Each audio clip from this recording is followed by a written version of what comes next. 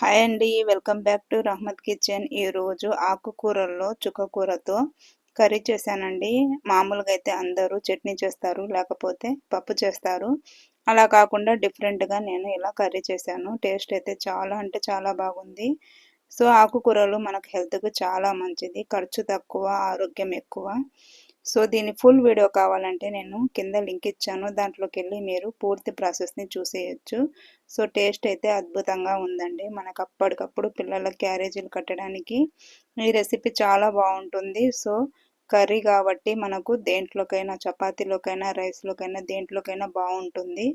So ఇంకా మరిన్ని videos కావాలంటే మన ప్లేలిస్ట్లో ఉన్నాయి, దాంట్లోకి వెళ్ళి ఒకసారి చెక్అవుట్ చేయండి. అంతేనండి, నా ఛానల్ని గట్టిగా లైక్ చేయండి, సబ్స్క్రైబ్ చేయండి. మీ ఫ్రెండ్స్ అండ్ ఫ్యామిలీ మెంబర్స్కి ఈ వీడియోస్ని షేర్ చేయడం మాత్రం అస్సలు మర్చిపోవద్దు. ఓకేనండి, బాయ్.